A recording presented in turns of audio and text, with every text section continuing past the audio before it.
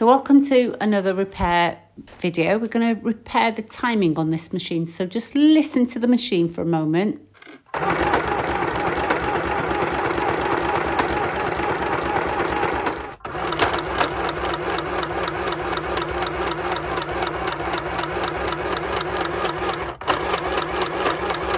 Now you can hear a ticking, sort of clicking noise. The needle thread is struggling to pick up the bobbin thread, and in this sample you can see I'm getting no stitches at all. So the repair is really easy. What we're going to do is we're going to take off the front light bulb cover. Now on your traditional mini machines you don't have light bulbs. I've had one installed on this machine for me. It's very easy to do, but just remove the foot as well. Just remove the screw at the ankle. Grab a ruler. And what we want to see is that needle at the highest point sits at 1 centimetre above the needle bed. Okay, and it doesn't. It was 1.5 centimetres. So we're going to use the hand wheel to turn the needle shaft so that we can access the screw that holds the needle bar. Okay, so you can see this, the hole there, when it appears, is actually the hexagonal key turning point for us to adjust the needle bar height. Okay, so rulers get in the way, so I'm going to just give you a little trick here. What we're going to do is grab a post-it note.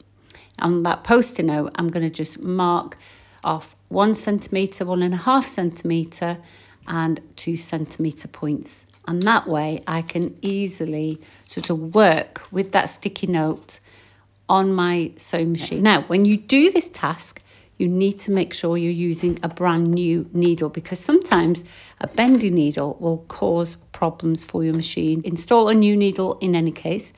When you've loosened off the Allen key, the needle bar, you can adjust the height of the needle.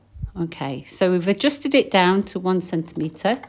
Using the ruler, you can see exactly there, it sits at 1 centimetre, which is perfect. That's what we need. And just turn the hand wheel so we've got access to that Allen key point again. All right, so we're going to just tighten that up.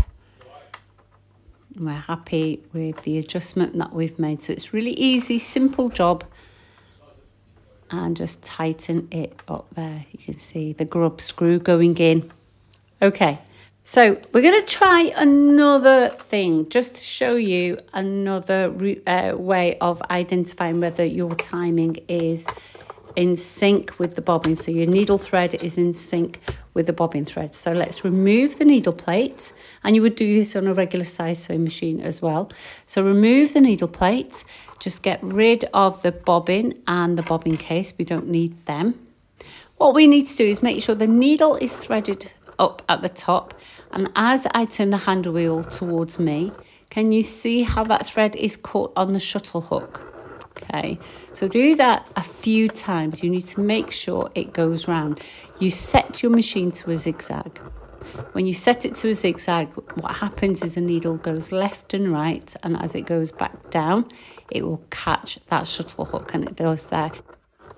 Okay, so just changing the thread to white so you can see better. Can you see how that shuttle hook catches the thread on the left swing and now on the right swing? And it's comfortably done. So we know that this is working perfectly for us. So we're going to put the machine back together. So grab that case, the bobbin case. Can you see how now it just swings freely left and right? So what we want to do is make sure we position it so that screw is facing us.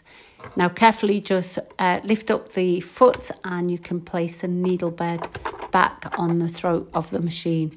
Okay, grab the screws. Now it's such a fiddly machine because it's so small.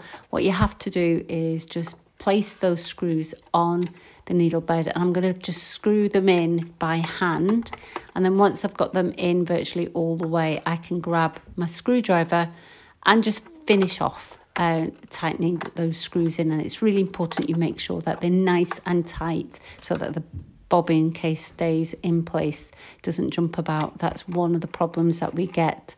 Okay, place the bobbin in, make sure it catches that hook and the bobbin is going anti-clockwise. Turn the hand wheel towards you, put the needle down and catch that bobbin. Now you might need to tap the top of the case for the first time because it may not have installed properly the first for the first stitch. Grab the thread and then you're away to go and ready to sew.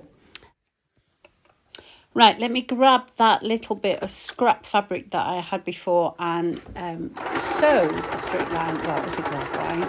I missed a lot of stitches. So stitching again, listen out for that click. Doesn't sound clicky anymore. And you can see at the back, the stitches are looking fantastic.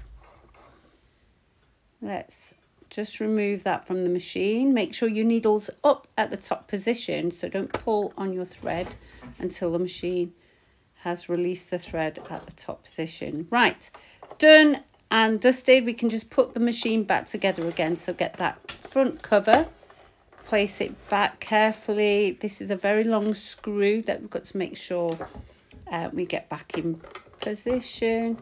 Just screw it back together and you're done. Now, the reason I made this video is because there are dozens and dozens of machines like this being thrown onto landfill. It's a wasteful product in the first place. There are dozens of these on eBay, which you could save and rescue. Mittens is here to persuade you to subscribe for more videos like this. Do like the video and definitely comment below. Let me know how you get on and are you saving your machines from landfill? Share the love and we will see you soon. Take care.